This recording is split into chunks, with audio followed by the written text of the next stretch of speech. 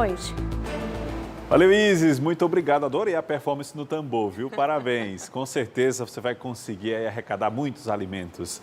Boa noite para você, Bianca Saraiva. Boa noite, Alexandre. Boa noite a todos. Olha, os irmãos Cid e Ciro Gomes estão entre os investigados da operação da Polícia Federal sobre possíveis fraudes nas obras do estádio Castelão para a Copa do Mundo em 2014. Eles tiveram os sigilos bancário e telefônicos quebrados a mando da Justiça.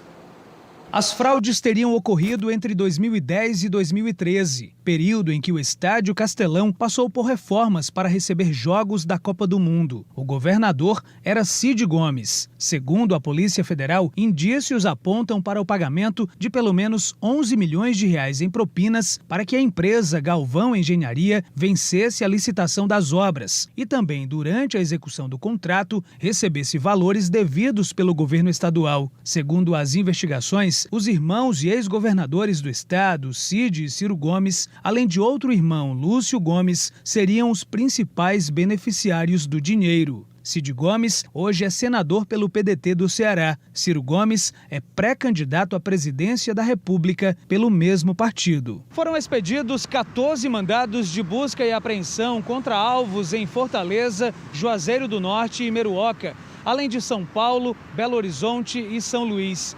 Houve ainda a quebra dos sigilos bancário, fiscal e telefônico de Ciro e Cid Gomes entre 2009 e 2014.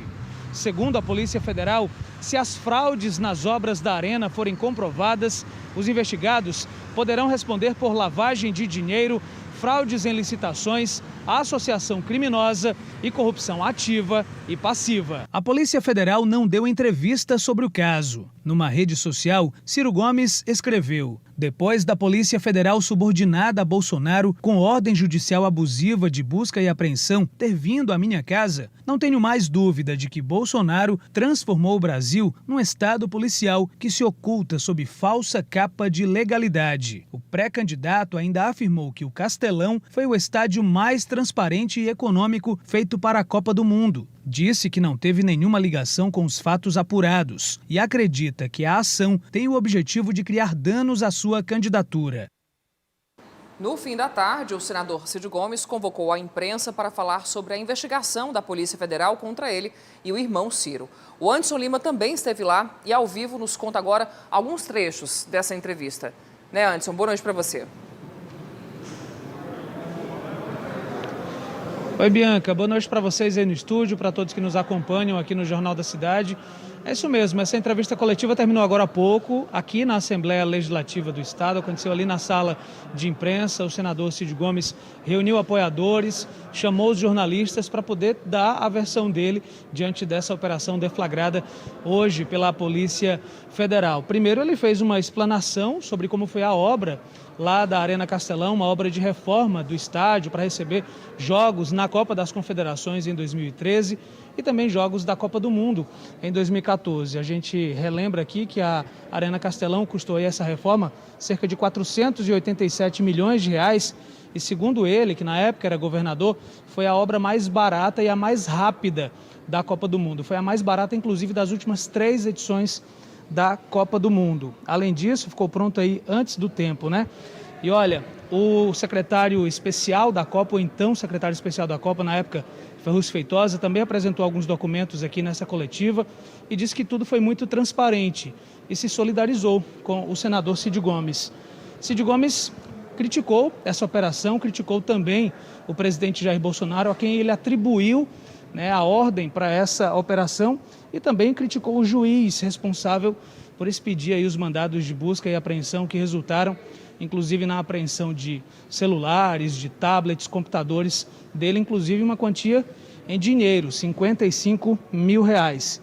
Ele considerou, segundo Cid Gomes, uma molecagem que partiu aí do presidente. Ele disse também que não tem problema em ser investigado, está aberto, e agora também disse que vai recorrer diante dessa situação. Defendeu, inclusive, também o irmão dele, Ciro Gomes, que está sendo investigado nessa operação da Polícia Federal. Eu volto com vocês aí no estúdio. Certo, Anderson. Obrigada pelas informações. O Jornal da Cidade está só começando e hoje você vai ver também. Operação contra a sonegação fiscal apreende mais de 2 milhões de reais em apartamento e empresa do Ceará. Em Fortaleza, a fiscalização encontra medicamentos e preenchedores vencidos em clínica de cirurgião plástico. O estado de saúde das crianças baleadas na porta da escola. E como um bebê de 1 mês foi salvo após se engasgar durante a mamada. O Jornal da Cidade está no ar.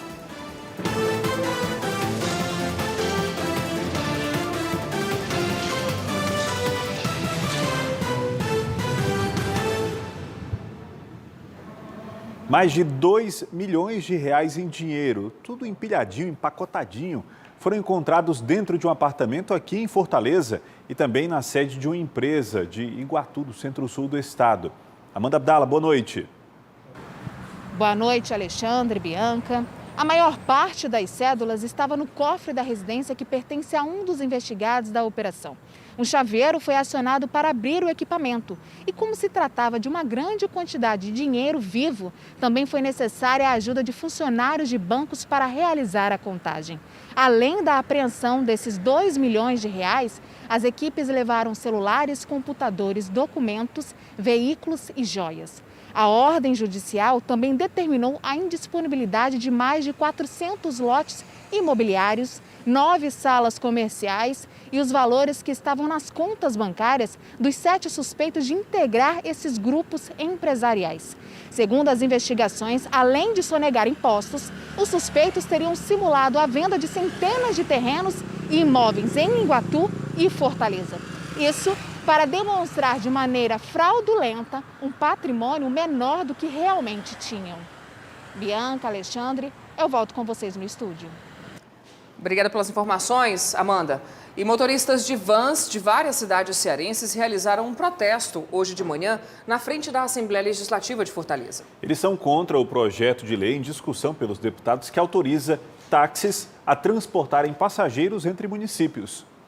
De Itapipoca até Jussuoca, as topiques da mobilização na Assembleia Legislativa do Ceará vieram de várias cidades. Os veículos ocuparam todo o entorno do Parlamento Estadual, distribuídos na Avenida Pontes Vieira e na Rua Barbosa de Freitas, principalmente. A MC foi chamada porque o trânsito ficou lento durante toda a manifestação. Os topiqueiros afirmam que são cerca de 1.500 carros que atuam em todo o estado do Ceará. São 6 mil empregos diretos gerados entre motoristas e outras pessoas que atuam no transporte complementar de passageiros e outros 10 mil empregos indiretos gerados somente nesse setor. Todas estas pessoas podem ser prejudicadas pela aprovação do projeto 8.400, que trata da legalização do transporte intermunicipal através de táxis lotação. Os topiqueiros afirmam que o transporte complementar tem regras e que os táxis não estariam sujeitos às mesmas exigências. Somos licitados.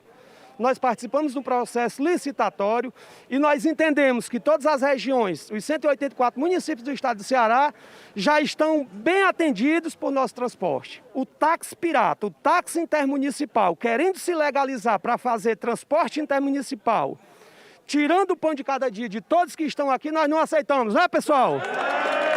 Eles também afirmam que as topiques atendem às gratuidades e prestam um serviço social. Os táxis não teriam a mesma possibilidade de prestar esse serviço. Além de ter toda essa situação, essa mensagem, esses táxis não atendem essa questão social também. Então, que a gente vê isso com uma grande importância também. Os topiqueiros informaram que o projeto já passou pelas comissões e a expectativa é que ele seja votado e aprovado nesta semana. Isso motivou o protesto e o apelo feito ao governador do Ceará. A maioria das pessoas que estão no transporte desse táxi intermunicipal, buscando essa lei, são pessoas que já saíram das cooperativas e estão querendo fazer lotação na frente das vans, que seria uma concorrência desleal por ser um veículo menor e mais fácil de locomoção.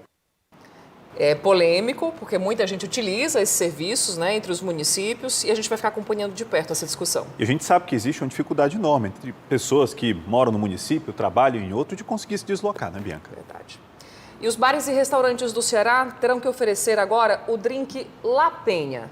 Pois é, muita gente se pergunta, mas por que um drink novo no bar virou notícia? Pois é, uma bebida no cardápio dará às mulheres vítimas de violência doméstica a chance de discretamente pedir ajuda. A novidade traz referência à cearense Maria da Penha, que dá nome à Lei de Proteção às Mulheres em vigor no país. O Drink La Penha é um código que deve ajudar vítimas de violência em bares e restaurantes do estado. O projeto é de autoria da deputada estadual Augusta Brito, do PCdoB, e já foi sancionado pelo governador Camilo Santana. Nas ruas, a medida agradou. Não sabia dessa lei, mas eu achei algo muito interessante, uma segurança maior para as mulheres e eu achei muito legal isso para a proteção das mulheres em si. Quanto mais maneiras de garantir proteção para as mulheres, eu acho muito importante e que siga assim, continue para sempre. Com a lei já em vigor, os estabelecimentos têm 180 dias para se adaptar às novas regras. Mas o setor se mostra preocupado, já que proprietários de bares, restaurantes e casas de show não foram consultados durante as discussões entre os parlamentares, para saber como será a aplicação e em quais situações vão poder agir. Rodolfo Trindade é empresário do setor e conselheiro da Abrazel Ceará. Para ele, será difícil colocar a lei em prática. O legislador, mais uma vez, está tentando fazer um paliativo onde tem problemas de segurança e que a gente seja responsável pela segurança, que não é o nosso papel. E depois ele se aplica a quem? Somente a mulheres, a homens? A que tipo de casais? A todos os tipos de casais? Então, são todas essas problemáticas que não foram discutidas e foram empurradas goela abaixo. Segundo o texto da lei, os estabelecimentos deverão instalar cartazes informando a disponibilidade do Drink La Penha, com alguns dizeres. Ei, mulher, você está em um encontro que não está indo bem? Você está se sentindo segura? Vá até o bar e peça o drink. O gerente irá chamar alguém para te acompanhar até o seu carro ou até chamar a polícia, se necessário. Você não está sozinha. Para quem é do setor, a lei causa dúvidas e, por isso, será questionada. A gente vai ter que acompanhar a pessoa até o carro, por exemplo? Ok. É função de quem? Do garçom, do barman, do auxiliar de cozinha? Ou de um segurança? E mesmo que o segurança seja contratado, ele não pode ir na rua, porque na rua é segurança pública. Empresárias de Fortaleza ou mulheres que querem iniciar um novo negócio podem se inscrever para o programa Nossas Guerreiras, que vai ofertar linhas de crédito com pagamento a perder de vista. QR Code na tela para quem ficou interessada. O programa Nossas Guerreiras vai fornecer crédito orientado de até R$ 3.000 a mulheres de baixa renda maiores de 18 anos. As inscrições começaram nesta terça-feira e seguem até completarem as 17.000 vagas. Cada mulher pode se inscrever através do portal da Prefeitura. São 17 mil mulheres que serão atendidas com crédito de até R$ 3.000. E a nossa estimativa é que ainda esse ano as primeiras mulheres comecem a receber esse valor para poderem expandir seu negócio. A ideia do programa é oferecer crédito orientado para a compra de equipamentos e insumos, desde que sejam comprovadamente utilizados no negócio. As mulheres terão 6 meses de carência e poderão fazer esse pagamento em até 30 meses. A ideia é que sejam mulheres, de baixa renda, tem que ser MEI. Juliana vem de Espetinho, na região da Praia de Iracema. Ela diz que as capacitações estão ajudando o negócio a crescer. Esse programa que veio agora capacitar a gente veio em ótima oportunidade para que a gente possa participar desse empreendimento para ampliar o nosso negócio. E o QR Code está aqui na tela porque o IBGE abriu seleção para a contratação de mais de 8 mil servidores temporários no Ceará que trabalharão no próximo censo. Serão 7.348 vagas para recenseadores e 962 de agentes censitários. As inscrições estão abertas até o dia 29 deste mês, apenas na internet. O link você acessa aqui pelo QR Code. Basta apontar a câmera do seu celular. A taxa varia de R$ 57,50 a R$ 60,50. A Fundação Getúlio Vargas é a empresa organizadora do concurso. E de acordo com o IBGE, hoje mais de 220 mil pessoas vivem nas ruas do país. Número que aumentou bastante durante a pandemia. Gente que, além do teto, perdeu a dignidade. Muitas vezes não tem o que comer no dia. É isso? É por isso que a campanha Unidos contra a Fome do Grupo Cidade quer levar alimentos para a população mais carente nesse Natal. dia de festa nessa unidade do Centro Pop no bairro José Bonifácio. A música animada ajuda a soltar o corpo e a esquecer as dificuldades do cotidiano. Um café da manhã especial recebeu os atendidos no local. Além disso, oportunidade de renovar o visual com corte de cabelo e varal solidário com roupas para doação. A maior parte dessas pessoas vive na rua. Histórias de vida como a da Cleudiana. Há 3 meses, ela, o marido e os filhos estão vivendo nas ruas de Fortaleza. Não tinha dinheiro para pagar aluguel mais, a gente fomos para a rua. A gente vem aqui, merenda aqui, come aqui, a gente vai lá no trailer almoçar lá. Ana Maria saiu de casa por problemas familiares e sem ter para onde ir e sem emprego desde o início da pandemia, foi para as ruas. Ela sonha em ter seu próprio lugar para viver. Eu durmo na rua, em frente a um restaurante. A mulher já me conhece, ela me dá comida, os irmãos me dão merenda. Eu queria mais sair da rua, ter o meu cantinho, alugar um canto para mim morar, porque eu sei que eu alugasse, se eu realizasse esse sonho, eu ia morar num canto. Eu não queria ficar mais na rua, porque é ruim, é difícil. Nos Centros Pop de Fortaleza, há acolhimento e distribuição de refeições. A população vem sofrendo muito desde a pandemia. Nós estamos, se Deus quiser, entrando no pós-pandemia, inflação, desemprego. Quantas famílias não tiveram mais condições de ter o lar por perder o emprego e estão na rua. O poder público tenta diminuir esse sofrimento, é o aluguel social que aumentou a quantidade de pessoas, são as quentinhas que são distribuídas. Para que a população compreenda, são 100 mil refeições por mês disponibilizadas pela Secretaria, tentando dar uma segurança alimentar para a população. O Grupo Cidade de Comunicação também está em corrente para fazer o bem e ajudar quem mais precisa. A gincana Unidos contra a Fome vai arrecadar alimentos de uma forma divertida. Nossos apresentadores se dividiram em equipes e na hora de fazer a sua doação é só escolher o time que você mais se identifica. Quem arrecadar mais, escolhe para onde vão os alimentos doados. Daqui a pouco, as crianças que ficaram feridas em um tiroteio hoje cedo na porta de uma escola de Fortaleza. E fiscais encontram medicamentos e produtos vencidos desde 2016 em sala de cirurgião plástico na área nobre da capital.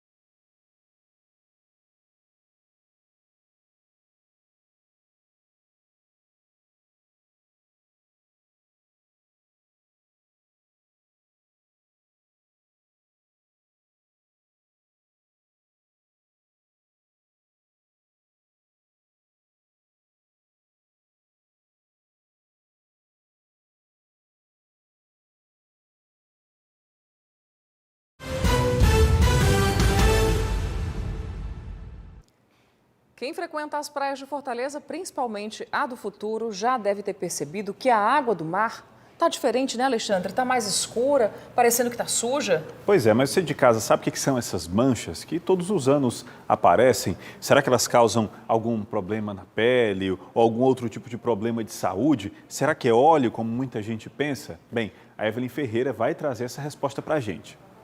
A cor do mar na Praia do Futuro nos últimos dias está um pouco diferente. Uma coloração escura, que pode parecer sujeira, mas não precisa haver motivo para preocupação. A cor escura da água tem uma explicação. São microalgas que costumam aparecer nessa época do ano em mares agitados. E apesar de a cor assustar, as algas não são nocivas para os seres humanos. Esse biólogo explica que o fenômeno é bem comum em algumas praias cearenses. Elas acontecem muito nesse período do ano, por quê? Porque chove e tem sol. Então, quando chove, leva nutriente para o mar.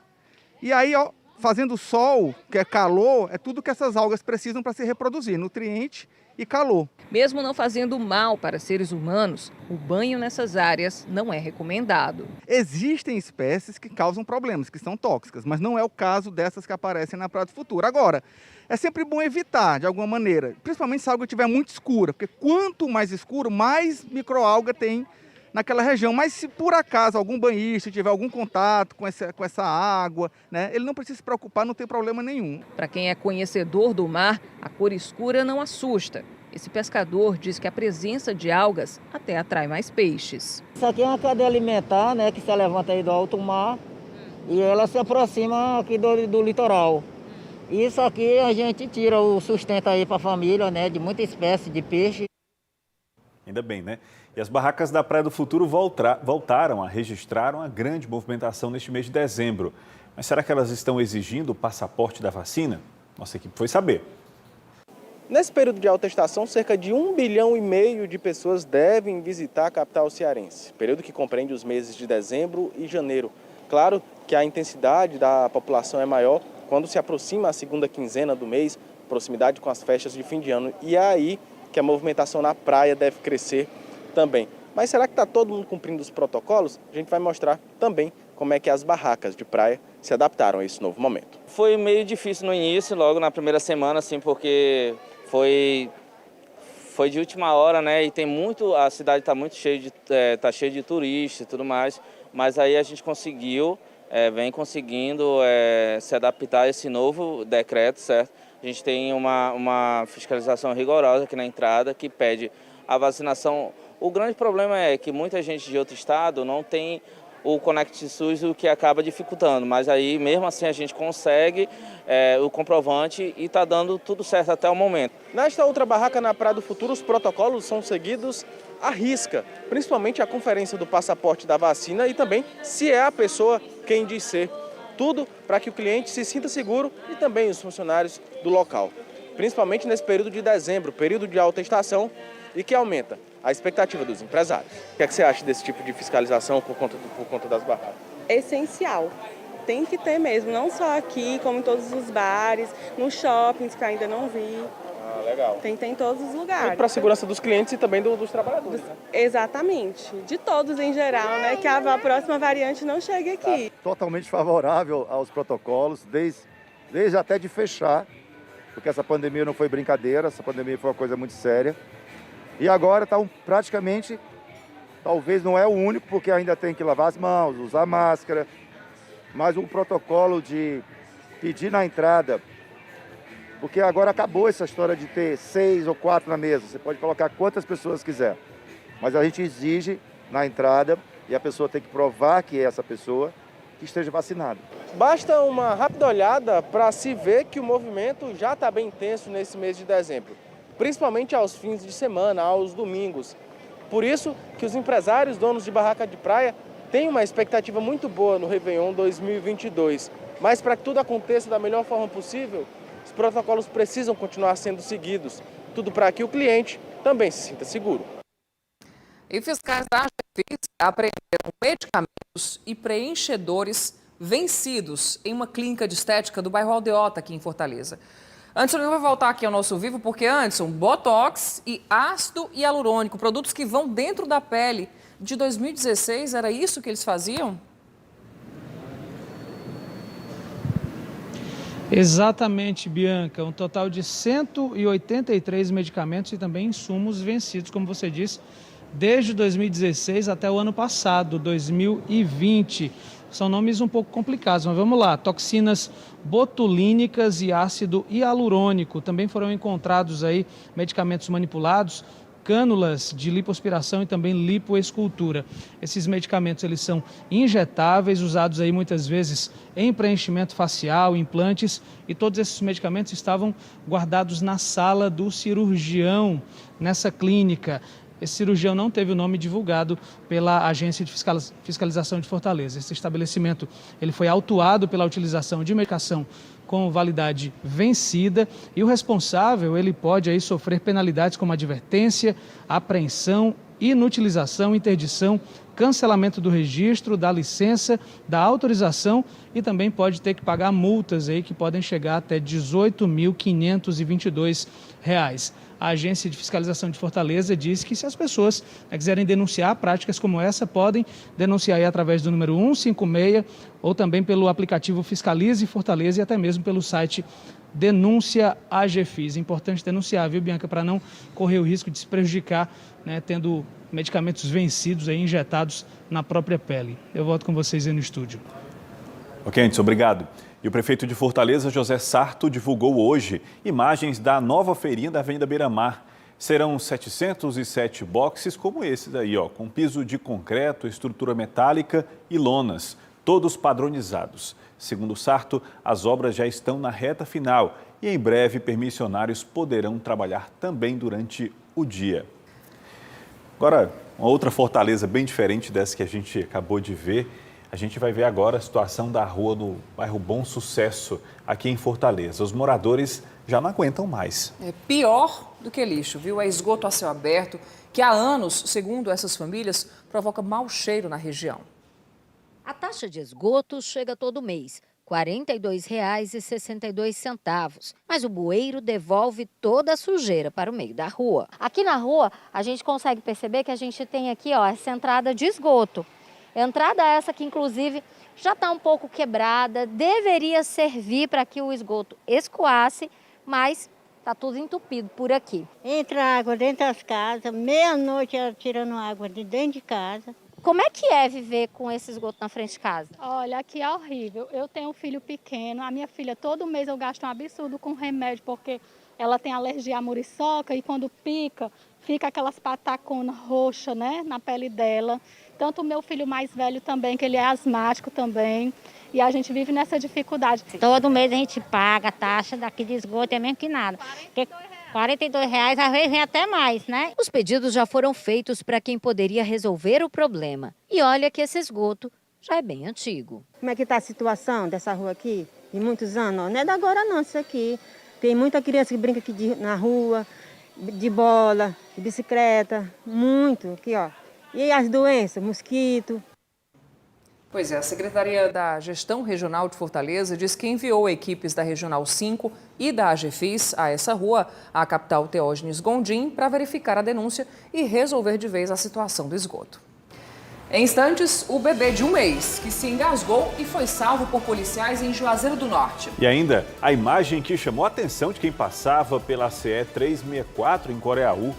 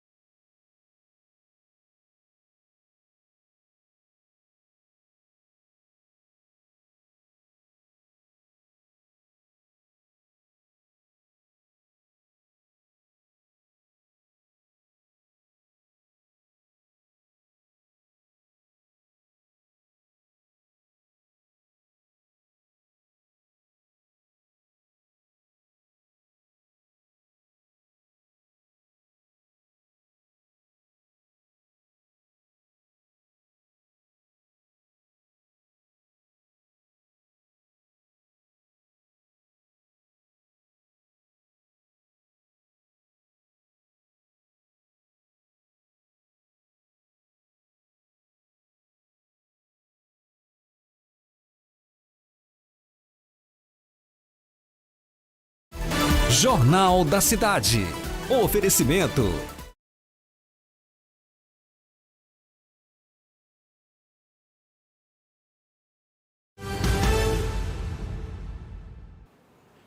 Estudantes de uma escola pública de Fortaleza foram surpreendidos com um tiroteio no momento em que chegavam para assistir aula.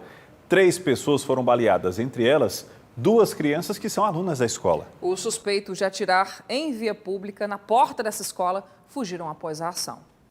Hoje pela manhã foi possível ver as marcas da violência nas paredes e nos portões das casas. A escola Manuel Malveira Maia fica na rua Manuel Galdino, no Bom Jardim. No local, manchas de sangue ficaram sobre a calçada. Os disparos aconteceram nessa rua lateral da escola. Aqui do meu lado esquerdo tem um portão que há pelo menos um ano tem servido de entrada para os alunos. A criança que foi atingida de raspão na cabeça estava do outro lado da rua, na calçada, esperando o portão da escola abrir. A informação que se tem é que o alvo seria um homem que também estaria vindo deixar um estudante na escola. Esse homem foi ferido com a maior gravidade, a criança foi ferida de raspão na cabeça e precisou ser socorrida para o IJF, e ainda existe um segundo estudante que, segundo os moradores, teria sido atingido de raspão no pé, mas não teria precisado ir ao atendimento médico. Os moradores denunciam que os tiroteios são constantes na região. Agora todos estão com medo. Os pais temem que algo aconteça com os filhos no deslocamento até a escola. Eu, como mãe, eu fico sem saber se eu deixo ele ir para a escola ainda ou se eu deixo ele dentro de casa, porque está muito mais garantido dentro da minha casa. Antigamente, escola era sinônimo de segurança, de aprendizado, e hoje eu não vejo mais isso. E a escola na frente de casa, praticamente? Foi por isso que eu coloquei, porque eu achei que era uma coisa por ser perto, né, que ia ter mais, vamos dizer assim, mais um olhar, né? Só que eu não estou vendo isso. Todo dia tiroteio aqui, todo dia, não tem segurança de nada, que a gente está abandonado. Pelas redes sociais, o prefeito José Sarto se solidarizou com a família da criança que foi encaminhada para o IJF e afirmou que a prefeitura está dando todo o apoio necessário.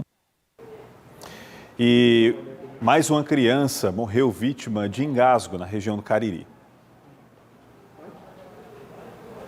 Daqui a pouco a gente vê essa reportagem. Ao olhar a serenidade da pequena Dulce Maria, ninguém imagina. Mas por pouco, ela não perdeu a vida. A bebê de 1 mês e 4 dias de nascida se engasgou logo após ser amamentada pela mãe Francimar. Aí quando ela se engasgou, rapidamente ela já foi ficando roxinha e molezinha. Aí eu liguei, o único número que veio em mente foi 190, pedindo socorro. Depois que ligou para o socorro, uma viatura da polícia que estava no bairro chegou rápido. Foi o sargento Brandão quem fez os primeiros socorros, enquanto a criança era encaminhada ao hospital. Quando eu cheguei, ele já foi me entregando a criança, pedindo que eu a salvasse. E foi feita a manobra ainda dentro da viatura e com deslocamento até a unidade de saúde o mais rápido possível para ser feito um atendimento melhor, por conta que ela já estava desfalecida e muito roxa. Há 2 semanas, policiais militares de Crato já haviam salvado outra criança que estava engasgada. Nos 2 casos, as vítimas sobreviveram sem nenhuma sequela, graças ao socorro feito em tempo hábil. O fato da viatura já estar patrulhando, já ser um trabalho ostensivo, estar presente nos bairros no dia a dia, é algo muito importante que faz com que essa rapidez na velocidade do atendimento de ocorrência ocorra com maior eficácia, né? A obstrução de vias aéreas, o popular engasgo, é a 3ª causa de mortes em crianças recém-nascidas no Brasil. Essa realidade não é diferente por aqui. O que pouca gente sabe é que uma manobra relativamente simples pode salvar uma vida. Você vai pegar o bebezinho, vai posicioná-lo com as 2 pernas, uma em cada lado do antebraço, para apoiar, para que ela não fique equilibrada e não vire. Lembrando que esses dedos você vai servir para abrir a via aérea dela. Então você pega aqui na boquinha e abre. E aí você posiciona nessa posição com a cabeça mais baixa do que a parte inferior do bebê. E você inicia com a palma da mão entre as 2 escápulas. Você dá 5 palmadas, 5 compressões, no sentido de você tentar expulsar aquilo que está obstruindo a via aérea. Aí você gira ela, certo? Apoiando os pés normalmente, observa se saiu alguma coisa. Se já saiu, ótimo. Se não saiu, você olha se está visual na boca. Se não tiver, entre os mamilos você faz 5 compressões. Aí você retorna para a posição anterior e aí você continua até desobstruir a via aérea ou o socorro chegar. Então o bebezinho começou a chorar, está respirando. Uma coisa importantíssima é chamar ajuda, ou vizinho, ou parente, ou alguém, para alguém já ir ligando para 192, enquanto isso já inicia as manobras para desengasgar, né, para ressuscitar aquela criança. Acontece neste momento a última edição do Papo GCC e hoje o tema da roda de conversa é a comunicação multistreaming. Carlos Henrique Costa traz as informações. Boa noite para você, Carlos. Oi, Bianca, um abraço para você, para o Alexandre e para todos que nos acompanham. Acontece neste momento a última edição do Papo GCC deste ano, né? Nesta edição os temas serão programas de TV e conteúdos multistreaming, como esses conteúdos que você vê através da tela da TV Cidade chegam à casa do telespectador de outras maneiras. Como é que isso atravessa as lentes, atravessa a tela da TV Cidade?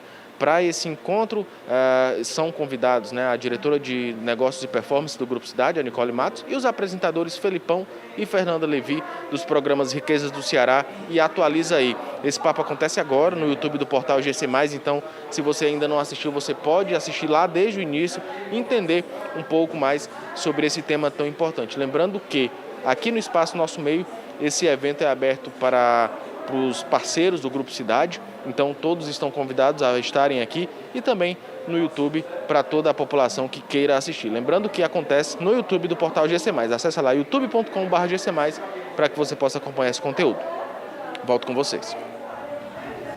Ok, Carlos, muito obrigado. O Jornal da Cidade termina aqui. Boa noite para você. A imagem do Redemoinho a gente vai ficar devendo, então eu vou colocar no GC+, tá? Boa noite e até amanhã. Tchau.